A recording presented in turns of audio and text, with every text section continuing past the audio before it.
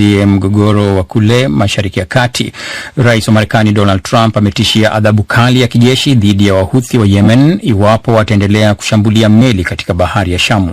Kundi hilo limesema limezishambulia meli mbili za mafuta za Saudi Arabia na kuongeza hofu ya kuzuiwa kwa njia nyingine muhimu ya biashara wakati mlango bahari wa Hormuz ukiendelea kukumbwa na vita kati ya Marekani na Iran. Idi Sesanga na mengi zaidi.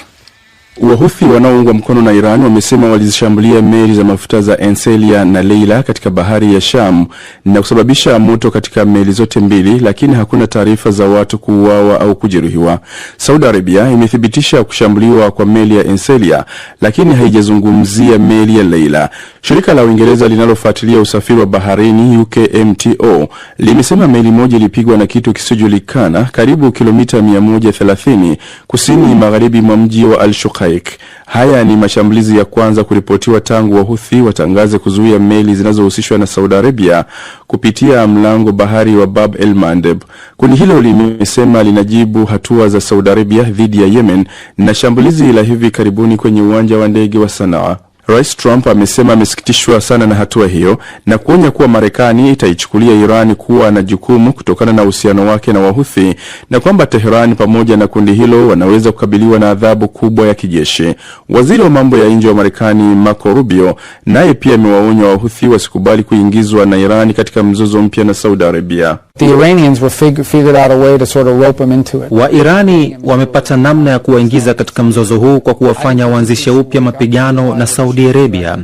Nadhani Wahuthi wanapaswa kuzinduka na kutambua kwamba hawapaswi kuvutwa katika mzozo huu kwa sababu unaweza kusababisha kuangamia kwao. Bab el-Mandeb ni njia muhimu inayounganisha bahari ya Sham na ghuba ya Aden. Takriban 12% ya biashara ya dunia na robo ya mizigo inayosafirishwa katika makonteina hupitia eneo hilo kuelekea mfereji wa Suez. Mashambulizi hayo sasa yanatishia mafuta yanayosafirishwa kutoka bandari ya Yanbu. Saudi Arabia imeelekeza mamilioni ya mapipa katika bandari hiyo kupitia bomba la nchi kavu kutokana na mzozo katika mlango bahari wa Hormuz. Kampuni ya Lloyd's Listing Intelligence imesema hali hiyo ni pigo mara mbili kwa usafirishaji wa mafuta kwa sababu njia za Hormuz na Bab el-Mandeb zinaweza kuvurugwa kwa wakati mmoja. Athari tayari zinaonekana katika masoko. Bei ya mafuta ghafi ya Brent ilipanda kwa 4.3 na kufikia $98 na senti 16 kwa pipa, kiwango cha juu zaidi tangu mwanzoni mwa mwezi Juni. Wakati huo huo, Marekani imeendeleza mashambulizi dhidi ya Iran kwa usiku wa 12 mfululizo. Iran nayo imejibu kwa kulenga miundombinu ya nishati na mitambo ya kuondoa chumvi katika maji kwenye nchi za Ghuba. Waziri Mkuu wa Iraq Ali Az-Zaid amekwenda Tehran kuhimiza amani na mazungumzo. Nchi za Ghuba, Pakistan na Uturuki pia zinaendelea kutafuta njia ya kupunguza mvutano, ingawa wanadiplomasia wa eneo hilo wanasema matumaini ya suluhu yanazidi kupungua. Ufaransa nayo imelaani mashambulizi ya Wahuthi ikisema ni hatua isiyowajibika inayoongeza kwa kiasi kikubwa hatari ya mzozo mpana katika eneo hilo. Shukran Idi.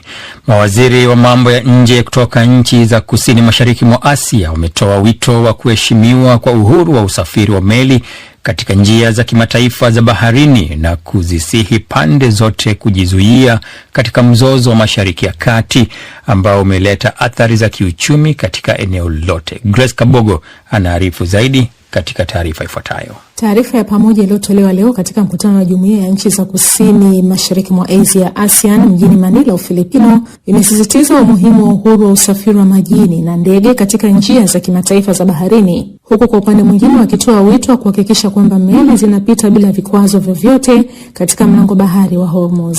Kufungwa kwa ujia huo kutokana na mashambulizi ya pamoja ya Marekani na Israel dhidi ya Iran kumeziacha nchi nyingi katika eneo hilo zikihangaika kukabiliana na upungufu wa nishati na kupanda kwa bei ya mafuta, huko Filipino ambayo hutegemea uagizaji wa mafuta kutoka nje ikitangaza hali ya dharura ya kitaifa. Hata hivyo, ingawa taarifa hiyo ya pamoja inagusia ushirikiano wa nishati miongoni mwa nchi wanachama wa ASEAN, hakuna maendeleo yaliyoripotiwa kuhusu mipango iliyotangazwa hapo awali kama vile kuanzishwa kwa gridi ya nishati ya kikanda au mpango wa kusaidiana kwa kugawana akiba ya mafuta wakati wa dharura kati ya nchi hizo. Nchi za kusini mashariki mwa Asia pia ni eneo linalopatikana njia mbili za baharini zilizo miongoni mwa njia zenye shughuli nyingi zaidi za usafirishaji duniani ambazo ni mlango bahari wa Malaka na mlango bahari wa Singapore. Waziri wa mambo ya nje wa Marekani Marco Rubio, ambaye anahudhuria mkutano huo, amezionya nchi wanachama wa ASEAN kwamba hatua ya Iran kudhibiti mlango bahari wa Hormuz ingekuwa ya hatari. Kulingana na Rubio,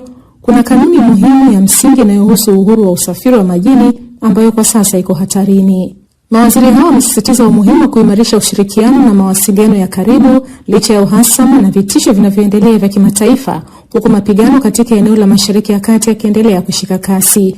Wakati huo huo, Rubio amewahakikishia washirika wa Marekani barani Asia kwamba juhudi za Marekani za kuimarisha uhusiano mzuri na Beijing hazimaanishi kuwa wanaachwa nyuma ama kupuuzwa, kwani nchi hizo bado zina nafasi muhimu katika sera ya nje ya Washington. Akizungumza siku moja baada ya kukutana na waziri wa mambo ya nje wa China Wang Yi, Rubio amesema kuimarika kwa ushirikiano kati ya nchi yake na China hakutoathiri uhusiano wa karibu uliopo kati ya Marekani na washirika wake wa Asia. Mkutano huu ulianza siku ya Jumanne baada ya kutokea kwa mfululizo wa mapigano kati ya China na Ufilipino. Sema anaamini pande zote mbili zina dhamira ya kufikia na kukamilisha makubaliano ambayo yamekuwa yakijadiliwa kwa muda mrefu kabla ya mwisho wa mwaka huu. Saa chache kabla ya mkutano wa ASEAN kukamilika hii leo, walinzi wa pwani wa Ufilipino waliwashutumu wenzao wa China kwa kufyatua mizinga ya maji ili kuzuia meli zinazoleta msaada kwa wavuvi wa Ufilipino karibu na mwamba wa Matumbawe, eneo linalozozaniwa katika bahari ya kusini mwa China. DW tunavuma kwa kishindo. Hakikisha kwamba una subscribe kwenye chaneli yetu ya YouTube, unatufollow kwenye ukurasa wetu wa Facebook na Instagram, na unatuandikia maoni yako nami nitasoma na niseme shukran kwa redio wa shirika ambazo hupeperusha matangazo yetu Afrika Mashariki. Waziri wa mambo ya nje wa Ujerumani Johann Vadeful amelikosoa tangazo la rais wa Marekani Donald Trump kwamba Afrika Kusini haitaalikwa kwenye mkutano wa kilele wa nchi zilizostawi kiviwanda na zile zinazoinukia kwa kasi kiuchumi za G20 mwezi Desemba mwaka huu huko Florida. Vadeful ameyasema hayo akiwa katika kituo chake cha mwisho cha ziara ya Afrika huko Afrika Kusini, ambayo ni mwanachama mwanzilishi wa kundi la G20. Josephat Charo na maelezo zaidi. Waziri wa mambo ya nje wa Ujerumani Johann Vadeful amesema anaunga mkono jukumu kubwa zaidi la Afrika katika diplomasia ya kimataifa. Akizungumza katika taasisi ya masuala ya kimataifa ya Afrika Kusini katika chuo kikuu cha Witwatersrand huko mjini Johannesburg siku ya mwisho ya ziara yake ya siku 4 barani Afrika, Vadeful amesema kuitenga Afrika Kusini kunamaanisha kuitenga sauti muhimu ya Kiafrika na nguvu ya kiuchumi na kisiasa ya kikanda. Ameongeza kusema kwamba hatua hii haiwezi kuwa na manufaa kwa mtu yeyote, na hususan ikizingatiwa wakati huu kuna shuhudiwa ongezeko la kutokuwa na uhakika wa uchumi duniani